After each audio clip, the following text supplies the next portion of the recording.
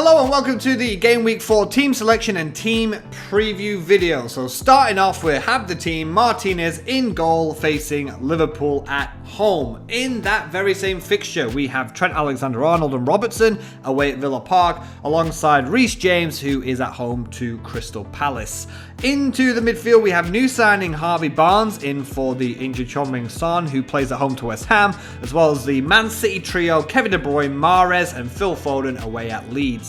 And up front, we've got Wood away at Newcastle, Werner at home to Palace, and Dominic Calvert Lewin in form man there at home to Brighton. So before we look at Game Week 4 and why I've selected this team and the fixtures coming up for Game Week 4 as well, let's have a look back at a crazy Game Week 3. The average score was 43 points. We've managed to pick up 53 on a wildcard. Now, a lot of people, either wildcard or not, had a very tough Game Week because football right now in the Premier League is crazy. It's penalties galore. The stats getting busted, like West Brom going 3 up against Chelsea. We've got Man City getting smashed at home by Leicester. Just everything is so volatile now. So if people say you can't play wildcard now, it's too crazy, I disagree. Remember, it's your team. I would of course still suggest that you hold it, but everything is so up in the air right now. It's been an absolute mental start to the season. Let's have a look then at the points for Game Week 3. Martinez clean sheet. The ball was in the back of the net, but it got disallowed, and convincing win. Could you say convincing win for Aston Villa, or more that Fulham look completely out of their depth? Definitely the team to target so far in the Premier League.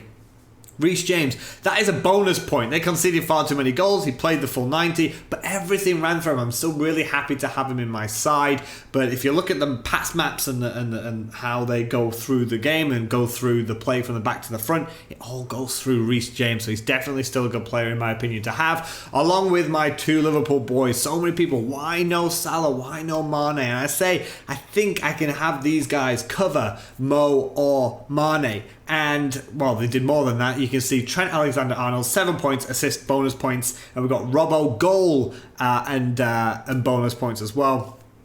Absolutely fantastic. Going nowhere. That back three could be there for quite some time. Heung-min Son, I said pre-season, clean slate. We've had our issues in the past. Bring him in. He could have scored, just like Trossard. How many chances he had in that first half. And we could not believe he didn't come out for the second half. Why is he getting subbed at halftime? Turns out, yes, he's got apparently a hamstring injury and is out for quote-unquote quite some time. So he has made way for this week for Harvey Barnes. Having a look now at my Manchester City 3. So I was thinking, well, this is great. Liverpool defence, Man City midfield. I would have had Gabriel Jesus coming in, but obviously he got injured, so couldn't quite stretch to Sterling. I'm still sticking with my one premium 11.5 million, and the money's spread around my team. It's working okay so far, apart from that crazy game we won where Salah went absolutely ham. Kevin De Bruyne captain, blank. First blank for my captain of the season. Phil Foden, blank, came off, invisible man all game. But Riyad Mahrez, in the first couple of minutes, gets that goal. And I'm loving the rest of the game. I don't care if it's a goal fest. I don't have any Man City players, Man City defenders, so go for it. I don't care if it finished 10-10. It's great for me. But 12 points from Mahrez as well, just behind Vardy on the bonus points. Goal and assist. Wonderful start.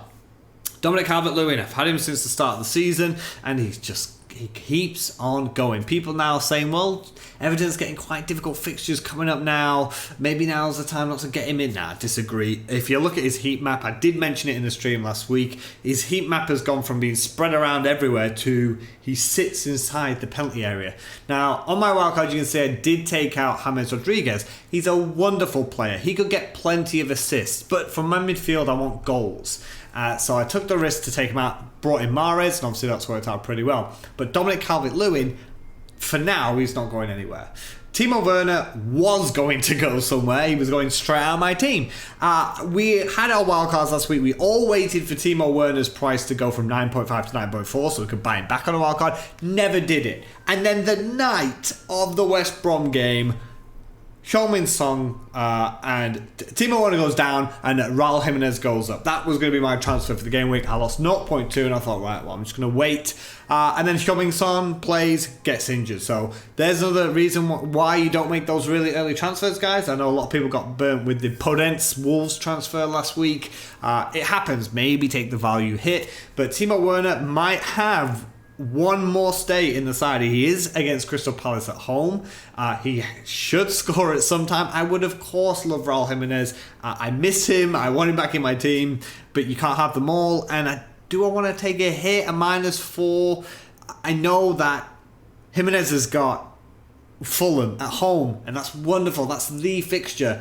But a -4 to do it, I just don't think, if Werner does pick up one goal and then Raul scores 1 or 2, that -4 is not really going to still make it worth it. And Chris Wood, 6.5 million, my cheap striker, but one who I think is still an excellent pick. He's on penalties, so that's already a huge positive in that column. But he should have arguably won a penalty, and he did have a goal disallowed, so not a bad start for this wildcard team. So we've had a look at the lineup and the review of Game Week 3 and the points we've got there. So let's have a look now towards Game Week 4, some of the fixtures and players that people might be looking at going into this game week. So Chelsea against Crystal Palace, arguably a tough one there. We know Chelsea can score some goals, but we also know Crystal Palace can defend. Immovable object against an unstoppable force, but I still think Chelsea's going to override them here, and this is a big decision I've got to make. Do I take a hit for Raul Jimenez? But I think I want to keep Timo Werner. There is a higher possibility that Chelsea could sort of finally band together. Maybe that West Brom result is going to be a huge wake-up call.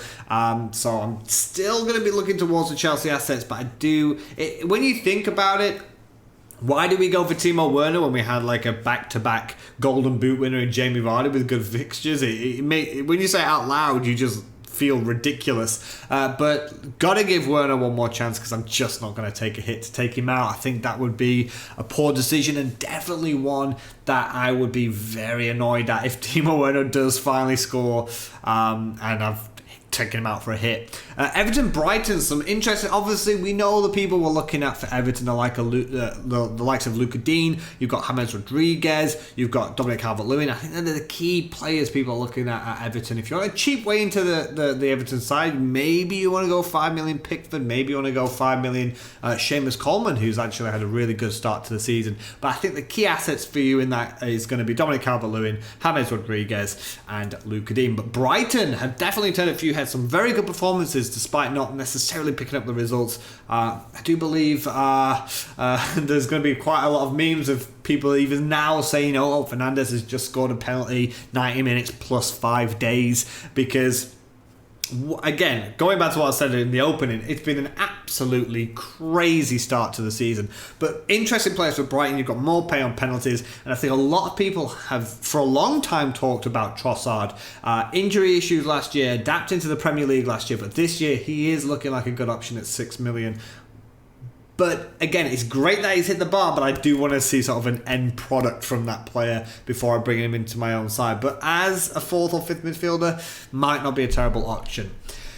Leeds against Manchester City. Now, Leeds have done fantastic in terms of getting goals despite having low expected goals, and the stats pointing to anything but goals for this side. But what they do is concede, and I've mentioned this before, when someone beats Man City, especially when it's a team that Man City don't feel like they should have been beaten by, boy oh boy, I don't want to be the next team that faces Manchester City, because they will turn it on. I think this could be almost unforgivable from Manchester City. I think they're going to look at that terrible result by Leicester, and it just usually that's what often happens. Man City lose a game and then they go and thump the team the next week. So my 3 lads are going nowhere. Maybe in the future, when Werner's out, I'd like to change Phil Foden into a Pulisic. Maybe if Kai Havertz gets used to the Chelsea squad, that kind of thing. But right now, Mahrez and Kevin De Bruyne, they're going to be my 2 maybe long-term City players, especially with the injuries that they've got. So that could be a very, very good game. It's a shame that we don't have Gabriel Jesus, but that's just the way it is. And it's even a bigger shame that we don't have Sergio Aguero in this fixture. Newcastle, Burnley. I've got Chris Wood in this one. Newcastle, Wilson had looked lively at the start, but attacking wise, Newcastle, not a lot going on at Newcastle that I'd be investing in right now. Burnley, I'm still happy with Chris Wood. I did mention briefly earlier, he's on penalties and he should have won a penalty on the weekend, and he had a goal disallowed just fractionally, marginally offside, but definitely could get something in that game. Leicester West Ham. So West Ham, what a performance against Wolves. A lot of disappointed Wolves owners out there. I was absolutely bricking it because I didn't have a Wolves player yet in my side, and I was even considering a hit for Raul Jimenez. I held off, and then they got battered by West Ham. I've seen people on Twitter and Wolves fans saying it's the worst that they've seen this Wolves side play in years. What a I don't want to take too much away from West Ham, but arguably investing in their players, I wouldn't do it just quite yet. I think it's about game week 7, game week 8, the fixtures turned a little bit nicer for West Ham, but still not enough there for me to trust their assets. Leicester City, I've gone for Harvey Barnes. You could probably still go for Jamie Vardy. I know he's got a yellow flag, but he did come out and say something along the lines of, it's a problem I often have, it's not an injury. James Maddison coming back from a long-term injury, scored a blinding goal. You got Castagna, the fullback. People still relying on Justin in defence, with Pereira still out long-term. So some good options there at Leicester. Going to Southampton, of course. West Brom. People are going to be targeting West Brom. They're going to be targeting especially Fulham. So if you've got Danny Ings, or even if you've held on all this time for a Shea Adams goal, this could be the weekend for you. Midfield and defence, I wouldn't touch. Maybe if you've still got McCarthy, that's fine, but if you're on a wild card, I would probably step away from that. Arsenal gave a good account of themselves against Liverpool. They could have taken something with a couple of chances that Lacazette had. Interesting price around the 8.5 million category. The only unfortunate thing in that situation is he will often come off from Nketiah, and for 8.5 million you could get Danny Ings or Raul Jimenez. If he'd have been 8 or 7.5, there could have been a lot more interest there. But for me, Arsenal, you've got Aubameyang, that's the one that you go for. Everybody else, not particularly. I know at the start of the season people were saying things like Tierney. Not for me, Arsenal, not right now. Sheffield United, definitely not for me. The only team, I believe, who have yet to score in the Premier League. Not a surprise, we knew they had that problem. That's why they're trying to sign the likes of Brewster. Again, I think that's a mistake. I think they need to be signing a proven goal scorer, maybe Daniel Sturridge, free agent.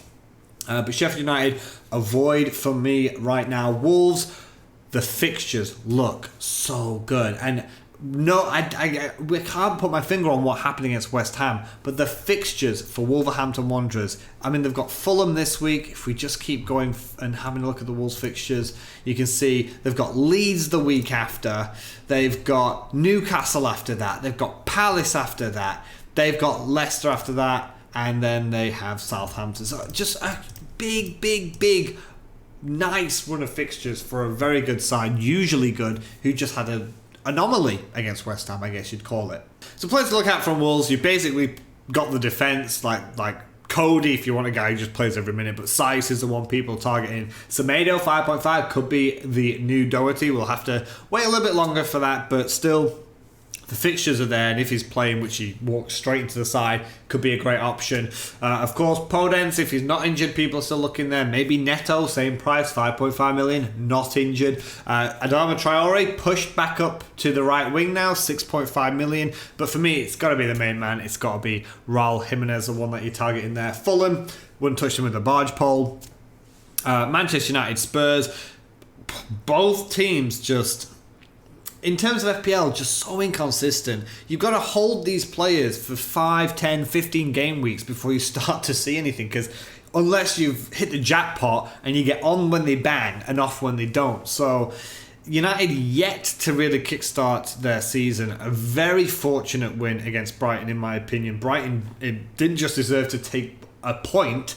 I could argue that Brighton arguably could have taken 3 points against Manchester United, to be honest. So I'm not going to say not invest in Manchester United. They don't have an easy run of fixtures. I'm just going to wait for the form to kick in first. And Spurs, no Heung-min Son. Bale not quite right yet. But after this Manchester United game, they still have a string of really good fixtures. But I only trust Harry Kane and I only trust Heung-min Son. So if you've still got Kane or you want to take a punt, he's the way to go. Anyone else would not be touching. Last but not least, of course, we've got Aston Villa against Liverpool. Aston Villa off a comfortable, great, easy win against Fulham. But again, how much can you really gauge from that? Villa played 2 games, one against a 10-man Sheffield United side and one against Fulham.